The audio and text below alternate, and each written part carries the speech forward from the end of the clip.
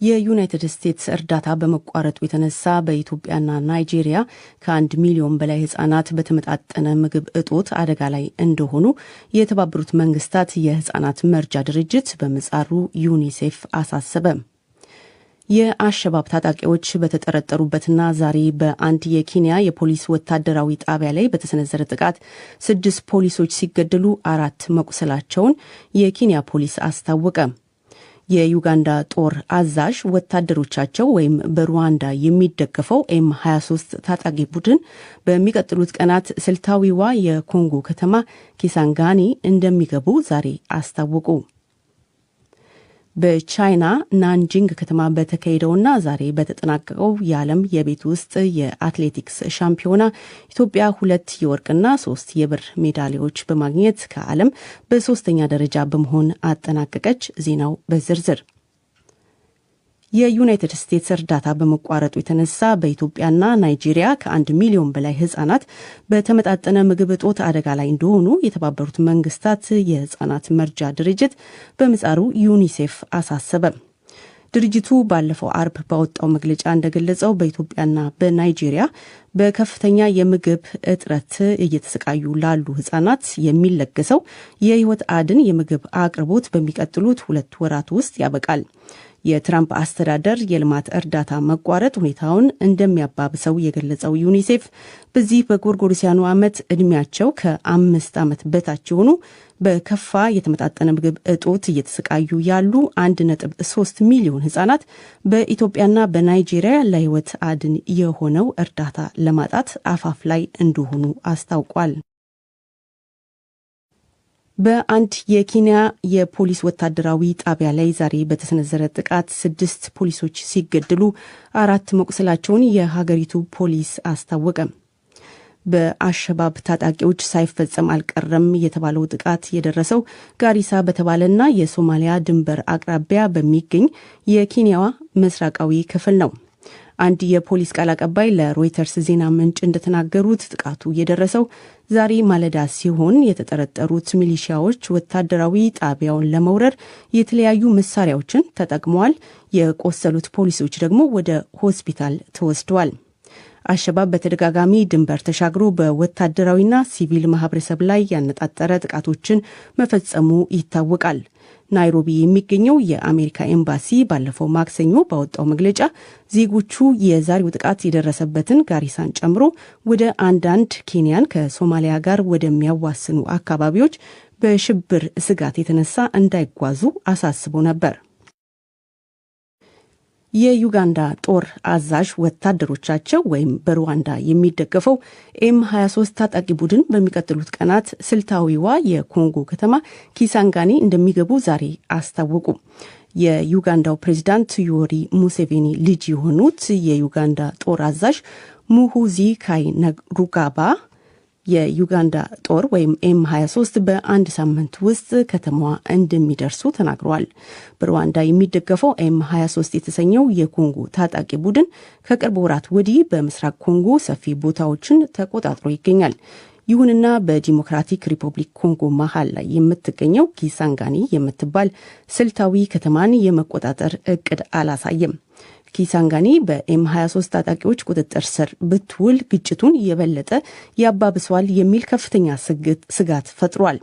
ኪሳንጋኒ ከምስራቃዊ ኮንጎ ወደ ዋና ከተማዋ ኪንሻሳ በሚወስደው መንገድ ላይ የምትገኝ የንግድ ማዕከልና ቁልፍ የመተላለፊያ ቦታ ናት። አድማጮች የምትከታተሉት ከዶይቼ ቬለ DW የሚተላለፈውን የዓለም ዜና ነው። ከ4 ቀናት በፊት በቁጥጥር ስር የዋሉት የኢስታንቡል ከተማ ከንቲባ በመላው ቱርክ ህዝባዊ ተቃውሞ እንዲካሄድ ተማጸኑ። ከንቲባ ኤክሬም ኢማሞግሉ ይህንን ጥሪ ያሰሙት ዛሬ የቱርክ ፍርድ ቤት በእስር ላይ እንዲቆዩ ትዕዛዝ ካስተላለፈ በኋላ ነው። በሙስና ክስ ውሳኔውን ያስተላለፈው ኢስታንቡል የሚገኘው የካግላያን ፍርድ ቤት ነው ሲሉ የኢማሞግሉ ጠበቃ ለአዣንስ ፍራንስ ፕሬስ ተናግረዋል። የኢስታንቡል ከተማ ከንቲባና የቱርክ በምህጻሩ CHP የፖለቲካ ፓርቲ አባል የሆኑት ኢማሞግሉ ዛሬ የእስር ትዕዛዝ የተላለፈባቸው ፓርቲያቸው በፕሬዝዳንትነት እጩነት እንዲመርጣቸው ለምርጫ በሚቀርቡበት ዕለት ነው። የቱርኩ ፕሬዝዳንት ረጀብ ጣይብ ኤርዶሃን ብርቱ ተፎካካሪ መታሰር ባለፉት ቀናት በቱርክ የተወሰኑ ከተሞች ህዝባዊ ተቃውሞ አስነስቷል። በመቶ ሺዎች የሚቆጠሩ ሰዎች ወደ አደባባይ እየወጡም ተቃውሟቸውን አሰምተዋል። የቱርክ የሀገር ውስጥ ጉዳይ ሚኒስቴር ዛሬ እንዳስታወቀው በትናንትናው የተቃውሞ ሰልፍ 323 ሰዎች በቁጥጥር ስር ውለዋል። እስካሁን በኢስታንቡል፣ አንካራ፣ ኢዝሚር እና ሌሎች ከተሞች የተቃውሞ ሰልፎች ተካሂደዋል። በመጨረሻም የስፖርት ዜና አለን። በቻይና ናንጂንግ ከተማ በተካሄደውና ዛሬ በተጠናቀቀው የዓለም የቤት ውስጥ የአትሌቲክስ ሻምፒዮና ኢትዮጵያ 2 የወርቅና 3 የብር ሜዳሊያዎች በማግኘት ከዓለም በሶስተኛ ደረጃ በመሆን አጠናቀቀች።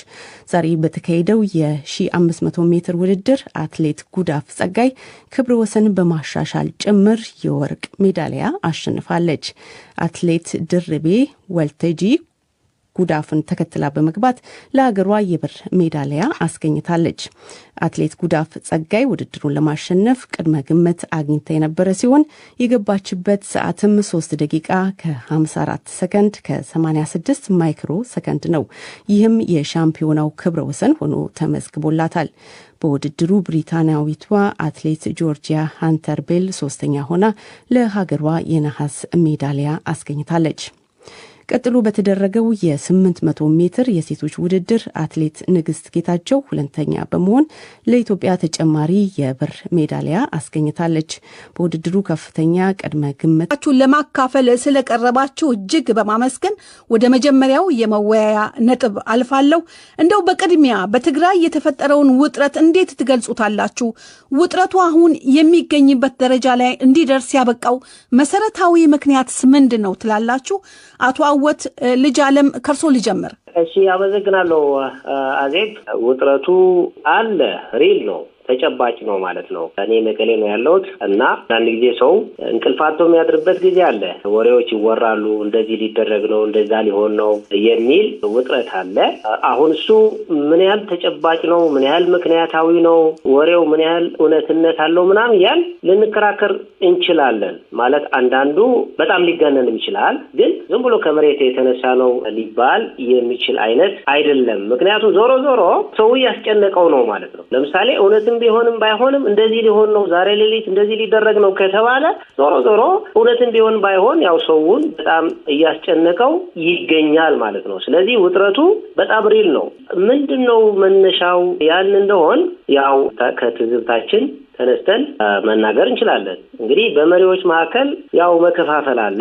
እኔ መከፋፈሉ ለህዝቡ ብዙም ግልጽ አይደለም። ይናገራሉ፣ ያው በየጎራዎቹ ይናገራሉ። እንደዚህ ስለሆነ ነው፣ ያኛው እንደዚህ ይፈልጋል፣ ያኛው እንደዚህ አይፈልግም ምናምን ሲባል እንሰማለን። እኔ እሱ ብዙም አያሳምነኝም። ለምሳሌ ሰላም የሚፈልግና ጦርነት የሚፈልግ ቡድን አለ ሲባል እሰማለሁ። እኔ ግን ጦርነት የሚፈልግ ቡድን አለ ብዬ አላምንም፣ ፐርሰናሊ ማለት ነው። ትንሽ እዚህ ምን አለ የኢጎ የእልህ ስልጣን ላይ ያለ ሽኩቻ አለሽ አይደለ? በወሬች ትንሽ ነገር ወይ እኔ እንደዚህ ያደርጋለሁ ጠቅልዬ ይዛለሁ ምናምን የሚል ሲጀምርና ከዛ ደጋፊ ወደ ማብዛት ትንሽ እየተካረረ ሲሄድ ደግሞ አንዳንዴ የሰርቫይቫል የሚመስል ላይክ አንዱን ካሸነፈ ላይክ ተሸናፊው ሜቢ በሰላም አልኖርም ይሆናል፣ ያሸነፈው አካል እንደዚህ ያደርጋኛል ምናምን የሚል ስጋት ሊኖር ይችላል። ስለዚህ እኔ ኢጎና የስልጣን ሽኩቻ የሚመስል ነገር ይታየኛል።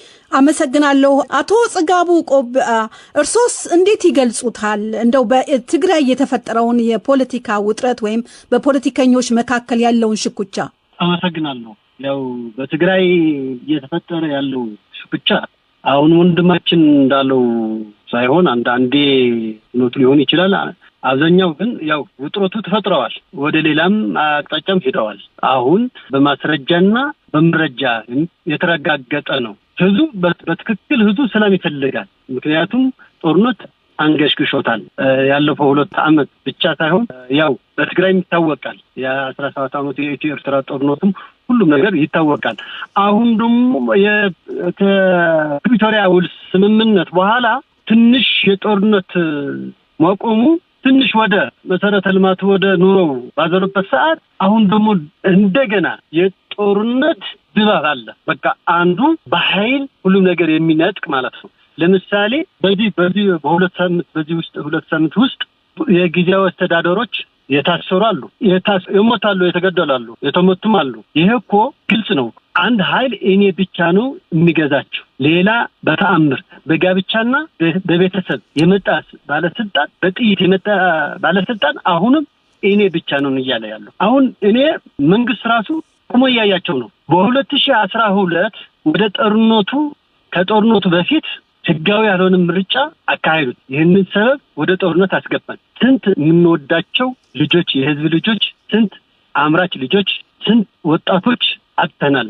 ስንት የተማሩ አካል ጉዳተኛ ሆነዋል። ብዙ በስነ ልቡና ተጎድተዋል። አሁን ደግሞ ትንሽ ሳያርፍ ከጦርነት በኋላ ሌላ ትሪትመንት የሚገባው ህዝብ እንደገና ወደ ጦርነት ድባብ ትናንትና አንተ ጅግና እየተባለ የነበረ ትዲኤፍ አሁን እየታሰረ እየተንገላታ እየተገደለ ነው ያለው። ይሄ በግልጽ ነው። በጠራራ ፀሐይ ነው። ማህተም እየለቆሙ ነው ያሉት። በኃይል ከቢሮ እያስወጡ ነው ያሉት። አሁን ይህንን ከዲሞክራሲያዊ ማጣው የተነሳ የሰላም እጦት ከተነሳ ያው ወደ ጦርነቱ ያስኬዳል የሚል እምነት አለኝ። ስለዚህ ይህንን የጦርነት ድባብ አለ።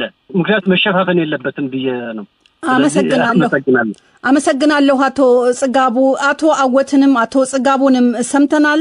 ሰው እየተጨነቀ ነው። በዚህ በፖለቲካ ሽኩቻውና በፖለቲካ ውጥረቱ ሰው አንገሽግቶታል ብለዋል። እስቲ ከመቀለ ያገኘናቸውን አንድ ሰው እናዳምጥ። የመሪዎቻችን ልዩነት በህብረተሰቡ ከፍተኛ ችግር ይዞ እንደመጣ ሁሉም ያውቀዋል። መሪዎቻችን በሁለት ተከፍለው ህብረተሰቡንም ለሁለት ከፍለው በችግር ላይ ችግር ፈጥረው ህብረተሰቡ ወደ ያልተፈለገ አቅጣጫ እንዲሄድ አድርገውታል።